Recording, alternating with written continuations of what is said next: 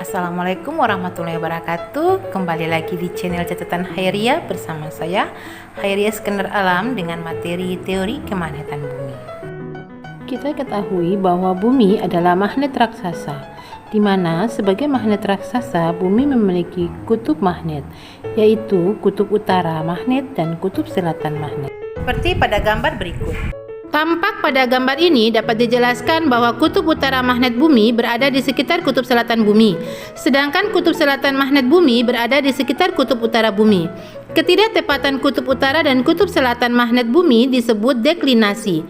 Selain adanya ketidaktepatan penunjukan arah kutub utara dan kutub selatan magnet bumi, ternyata medan magnet bumi juga membentuk sudut dengan horizontal permukaan bumi atau yang disebut dengan sudut inklinasi. Sebagai magnet raksasa, bumi memiliki medan magnet, yaitu daerah di sekitar bumi yang masih dipengaruhi oleh gaya tarik magnet bumi. Medan magnet bumi sangat penting bagi kehidupan di bumi, di mana medan magnet bumi berfungsi untuk melindungi penduduk bumi dari radiasi kosmik atau partikel listrik yang dihasilkan oleh matahari atau benda-benda langit lainnya yang dapat membahayakan kesehatan.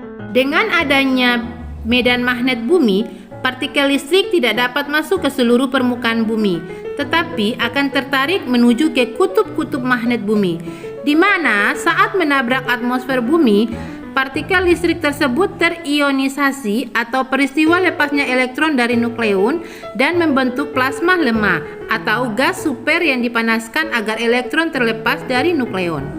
Tampilan indah cahaya plasma inilah yang kemudian dikenal sebagai aurora. Seperti penjelasan aurora berikut ini. Aurora merupakan fenomena alam yang berupa pancaran cahaya menyala-nyala pada lapisan ionosfer pada sebuah planet yang diakibatkan interaksi antara medan magnet yang ada pada sebuah planet dengan partikel yang dipancarkan oleh matahari. Di bumi sendiri, aurora terjadi pada bumi bagian utara dan selatan. Pada bumi bagian utara disebut dengan aurora borealis, dan pada bumi bagian selatan disebut dengan aurora australis. Aurora tidak selalu muncul pada sepanjang tahun, namun hanya muncul pada bulan-bulan tertentu, yaitu pada bulan September sampai Oktober Dan Maret sampai April. Pertama, adanya tempat dengan medan magnetik yang tinggi pada suatu planet menjadi salah satu faktor terjadinya aurora. Pada bumi itu sendiri, medan magnetik yang tinggi terdapat pada bumi bagian kutub utara dan kutub selatan.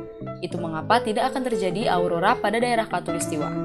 Namun, jika itu terjadi pada daerah khatulistiwa, kemungkinan badai matahari yang besar sedang terjadi sehingga bisa memunculkan aurora. Kedua, terdapat angin matahari yang terdapat aliran bermuatan terpancar dari korona yang merupakan bagian terluar dari matahari. Angin matahari atau yang bisa disebut dengan angin surya ini terdapat proton yang terlepas karena ada bagian yang sangat panas pada matahari disebut dengan sunspot. Sunspot itu sendiri terbentuk karena adanya aliran konveksi yang berasal dari pusat matahari di mana tempat terjadinya reaksi termonuklir dan mengalir menuju bagian terluar matahari yang disebut dengan korona tadi. Ketiga, karena tingginya intensitas dari aliran konveksi tersebut, maka akan menyebabkan munculnya bagian lebih gelap dan bersuhu lebih dingin, sehingga pada bagian sekitar area gelap suhunya akan meningkat. Karena hal itu terus-menerus terjadi, akan mengakibatkan sunspot jebol dan terbentuklah flare atau lidah api dengan melepaskan partikel bermuatan yang biasa disebut dengan angin surya. Keempat, matahari itu sendiri memiliki siklus di mana jumlah bintik yang ada pada permukaannya semakin banyak. Hal itu terjadi rata-rata setiap 11 tahun.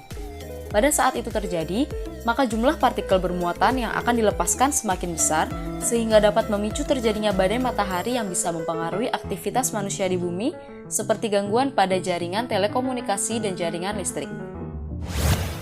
Kelima, setelah energi bermuatan yang berasal dari matahari itu sampai ke bumi, maka akan langsung berinteraksi dengan partikel yang ada pada atmosfer bumi.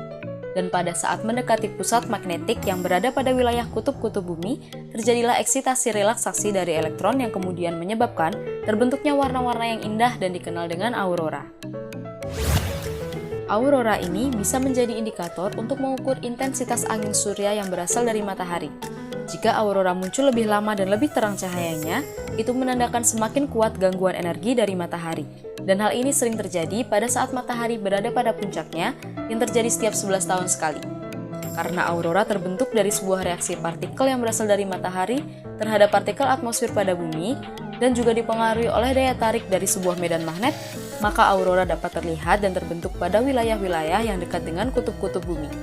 Selain itu, polusi yang ada pada suatu tempat juga bisa mempengaruhi aurora dapat terlihat atau tidak. Dengan berakhirnya materi ini, saya berharap bisa bermanfaat bagi kita semua dan insya Allah kita selalu dalam lindungan Allah Subhanahu wa Ta'ala. Amin. Terima kasih.